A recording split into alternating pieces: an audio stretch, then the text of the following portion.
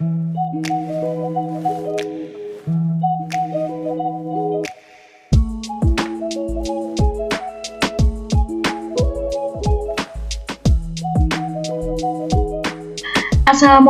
warahmatullahi wabarakatuh.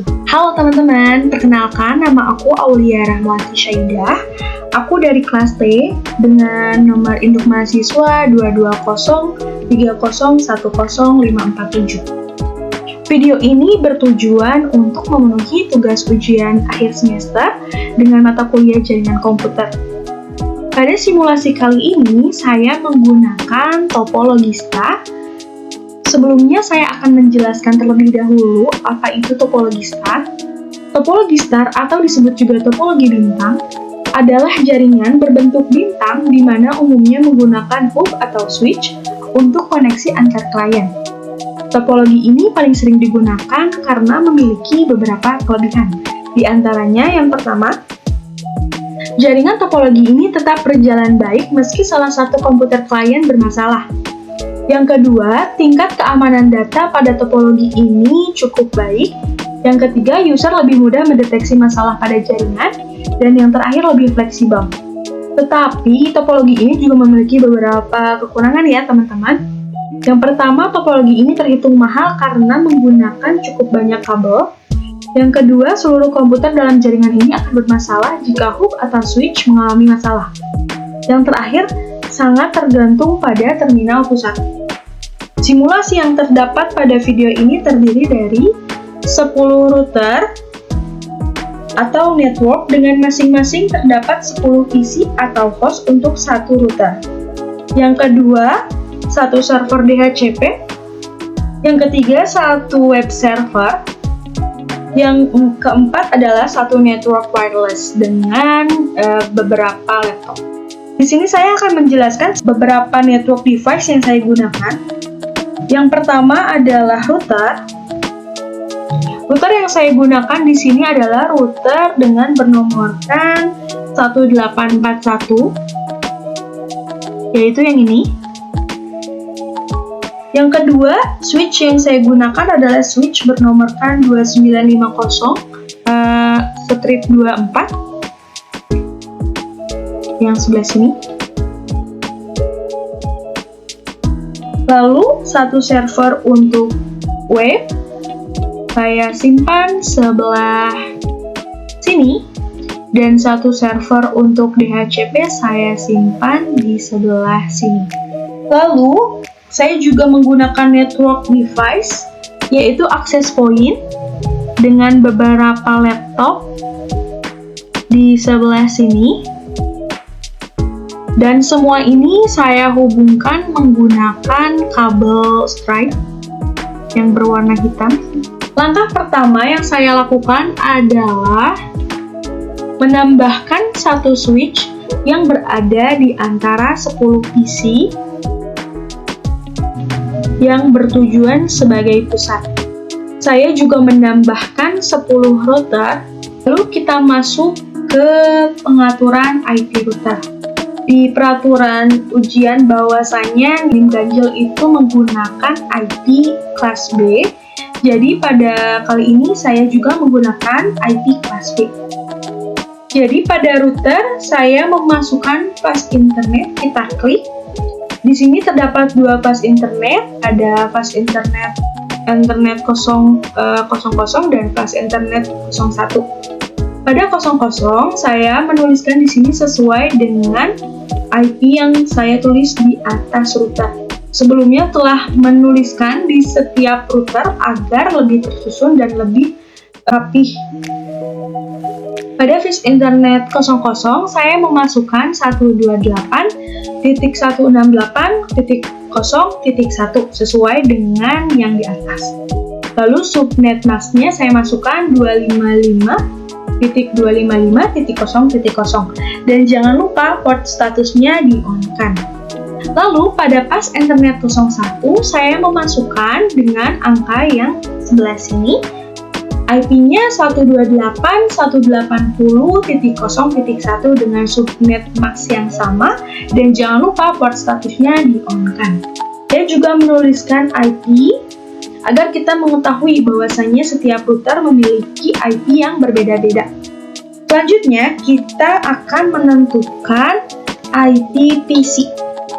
Untuk menentukan IP PC, kita lihat path internet dari routernya dulu, ke arah yang mana. Kalau misalkan saya klik di jaringan yang kedua dengan switch yang kedua ini, kita lihat, kita harus menyusunnya sama ya teman-teman, biar tidak tertukar. Ada di IP configuration. Di sini IP-nya kita susun ya teman-teman.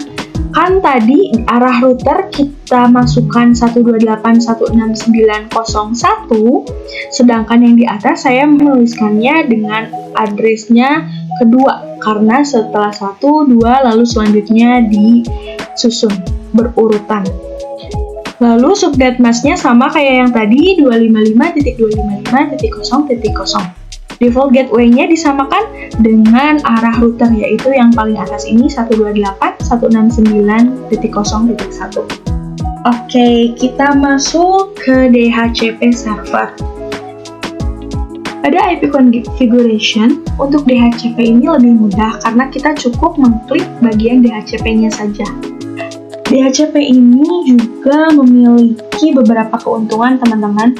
Selain bisa menghemat waktu karena hanya dengan men-suggest IP bisa terisi secara otomatis, dan juga DHCP ini bisa mengurangi kesalahan konfigurasi teman-teman. Lalu selanjutnya ke jaringan yang wireless. Saya simpannya di bawah di urutan jaringan yang ke-10.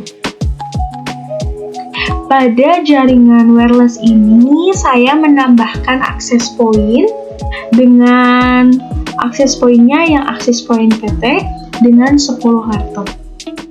Sebelum kita masuk ke dalam IP, kita perlu menghubungkan antara laptop dan access point.